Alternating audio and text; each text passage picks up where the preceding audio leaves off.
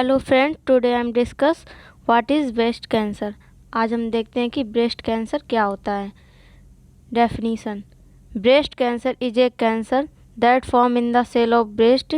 It is most common cancer diagnosed in women.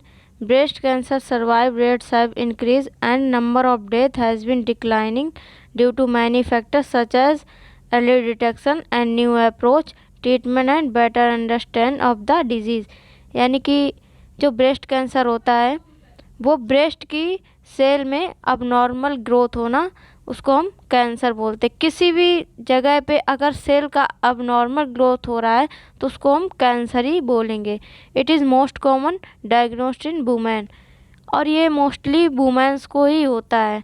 और इसका जो रेट है वो बहुत ज़्यादा पहले से अब इंक्रीज़ हो गया है। बहुत ज़्यादा नंबर्स में वुमेन्स को ब्रेस्ट कैंसर हो रहा है, और इसको हम कम कर सकते हैं अगर हम उनको उस डिज़ीज़ के बारे में उसको समझाएंगे। यानी वुमेन्स को उसके बारे में समझाएंगे कि उनका अपने आप को फिजिकल असेसमेंट करना है एवरी मंथ, और उसका अच्छे से ट्रीटमेंट करेंगे जिससे वो जो इंक्रीज़ रेट है वो कम किया जा सकता है। अब देखते हैं इसके टाइप, और ये दो टाइप का होता है, इंट्राडक्टल, इंट्रालोब्यूलर। जो इंट्राडक्टल होता है वो नाम से ही समझ में आ रहा है कि ये डक्ट में होता है। Development of tumours to intraductal epithelial, और ये इंट्राडक्टल एपिथेलियल में डेवलप हो जाता है। इसको भी टू टाइप में डिस्क्राइब किया है, इन्वेजिव, नॉन इन्वेजिव। इन्वेजिव का मतलब होता है cancer remain in particular location of breast, यानी कि इन्वेजिव जो कैंसर एक ही लोकेशन पे, एक जगह पे रहता है, वो दूसरी जगह पे स्प्रेड नहीं होता है, उसको हम इन्वेजिव कहते हैं। नॉन इन्वेजिव का मतलब होता है cancer cell break through normal breast tissue barrier and spread to other part of body through the blood stream and lymph node. यानी कि जो कैंसर है वो एक लोकेशन से अदर बॉडी पार्ट को इफ़ेक्ट कर रहा है तो उसको हम नॉन इन्वेजिव बोलते हैं, और एक लोकेशन से अदर लोकेशन पर जाने के लिए वो ब्लड स्ट्रीम से और लिम्फ नोड से स्प्रेड होता है। यानी कि कैंसर का स्प्रेड होना मोस्ट कॉमन होता है ब्लड से कैंसर बहुत पूरी बॉडी में स्प्रेड होता है। नेक्स्ट हम देखते हैं इंट्रालोब्यूलर। नाम से ही समझ में आ रहा है कि ये लोब्स में होता है। Tumour of mammary gland lobes, it is two type, और ये मेमरी ग्लैंड्स में हो जाता है, और इसको भी टू टाइप में डिस्क्राइब करते हैं, इन्वेजिव और non invasive.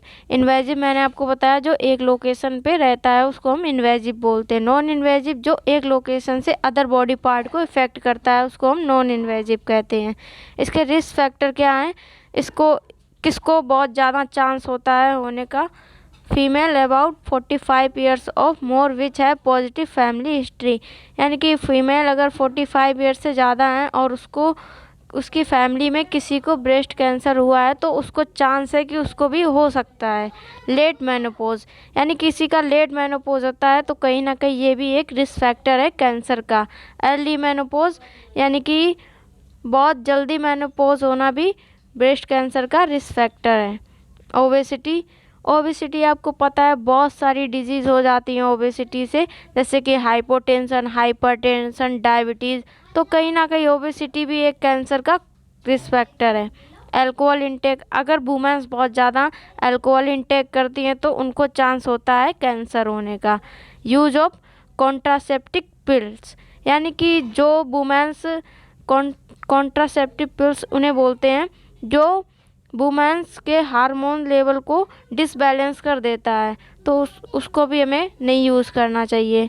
Lack of breast feeding to baby, यानी कि जो वुमेन्स बेबी को ब्रेस्ट फीड नहीं कराती हैं, और वो जो ब्रेस्ट फीड नहीं कराती हैं तो उससे क्या होता है, उससे भी हार्मोन्स डिसबैलेंस हो जाता है जिससे कि ब्रेस्ट कैंसर होने के चांस रहते हैं।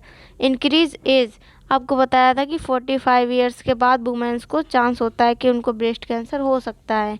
हाई फैट डाइट, अगर हम बहुत ज़्यादा अपनी डाइट में फ़ैट बहुत ज़्यादा लेते हैं तो उससे चांस होता है ब्रेस्ट कैंसर का। लेट मैरिज भी कहीं ना कहीं ब्रेस्ट कैंसर का रिस्क फैक्टर होता है, क्योंकि सारा कुछ हमारा हार्मोन्स लेवल से ही डिपेंड रहता है, तो वो जब डिसबैलेंस होगा तो हमें बहुत सारी डिजीज़ हो सकती हैं, जिसमें ब्रेस्ट कैंसर भी इंक्लूड है।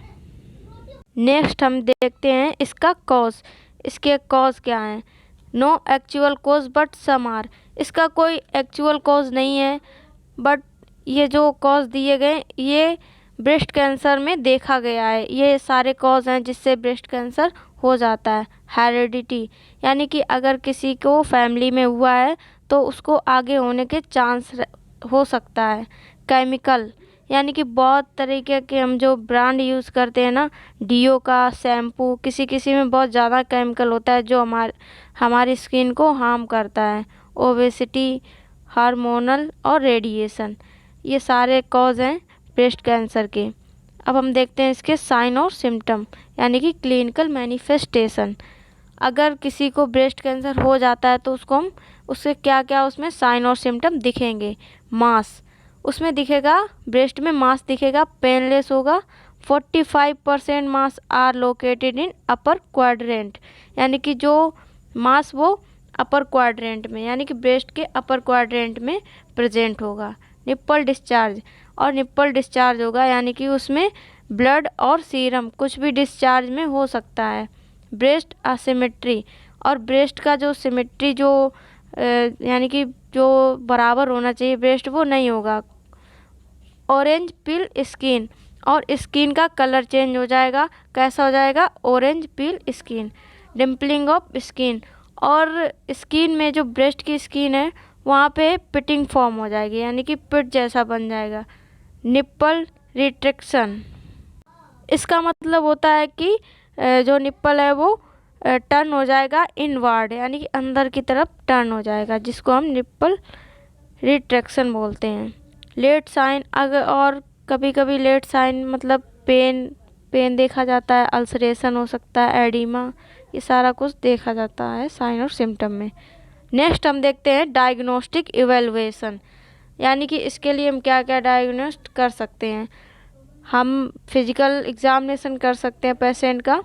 मैमोग्राफी, इसमें मैमोग्राफी में क्या होता है, जो ब्रेस्ट के हम इनसाइड देखते हैं। बायोप्सी, यानी कि जो डिस्चार्ज या कुछ भी है उससे हम टिश्यू लेकर उसकी जांच कर सकते हैं, जिसको हम बायोप्सी बोलते हैं। Chest X ray, breast self examination for early detection, और हमें जो साइन और सिम्टम दिख रहे हैं हमें उनको पहले ट्रीट करना है। एक्सिलरी नोड सैम्पलिंग, और एक्सिलरी नोड में हो जाता है जिसको हम सैंपल लेना चाहिए हमें एक्सिलरी नोड का ब्रेस्ट कैंसर डिटेक्ट करने के लिए। नेक्स्ट हम देखेंगे मैनेजमेंट, यानी कि इसकी क्या मैनेजमेंट होती है। सबसे पहले देखेंगे सर्जिकल मैनेजमेंट।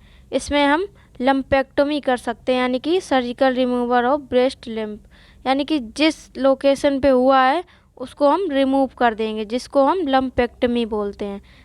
नेक्स्ट है पार्शियल मास्टेक्टमी, यानी कि surgical removal of tumour without normal surrounding tissue, यानी कि जो ट्यूमर है उसको हम रिमूव कर देंगे विदाउट सराउंडिंग टिश्यू के, यानी कि जो टिश्यू में जिसमें इफ़ेक्ट नहीं हुआ है उसको छोड़ के जितने में ट्यूमर हमारा स्प्रेड है उसको हम रिमूव कर देंगे।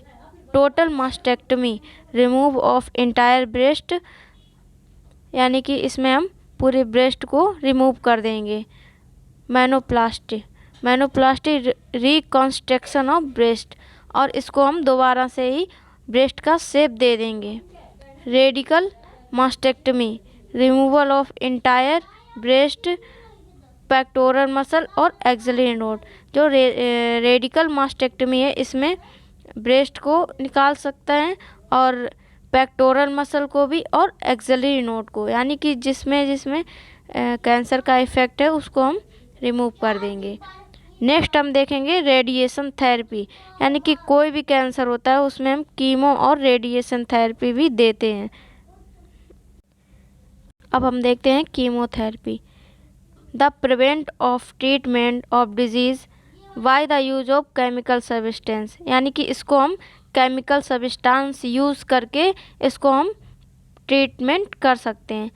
Chemotherapy is use to antineoplastic drug to promote tumor cell destruction by interfering with cellular function and reproduction, यानी कि जो कीमोथेरेपी में ड्रग यूज़ की जाती है उसको हम एंटीन्यूप्लास्टिक ड्रग कहते हैं, जो सेल को डिस्ट्रैक्ट कर देता है और उसके रिप्रोडक्शन को रोक देता है।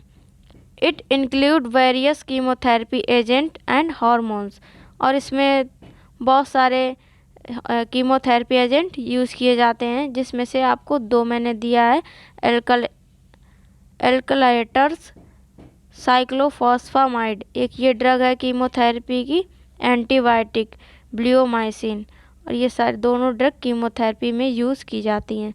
और इसमें हम पेशेंट को हार्मोनल थेरेपी दे सकते हैं, oestrogen progesterone for breast cancer, यानी कि एस्ट्रोजन और प्रोजेस्टेरोन हार्मोन्स लेवल कम होने पे ही ब्रेस्ट कैंसर होता है, जिससे हम इनको हार्मोन थेरेपी के रूप में देते हैं।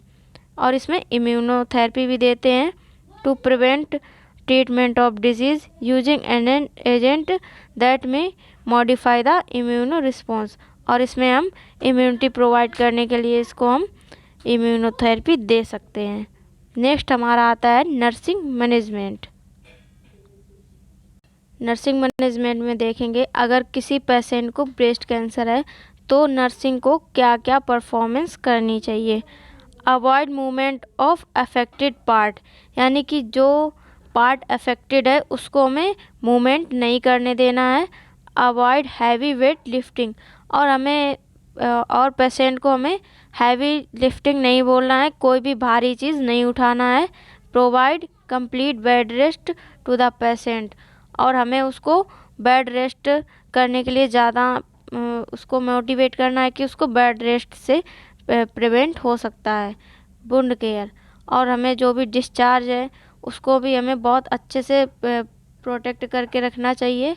प्रोवाइड प्रॉपर डाइट, और उसको हमें बहुत अच्छी डाइट पेशेंट को प्रोवाइड करनी चाहिए, जो ज़्यादा हाई फैट डाइट ना हो।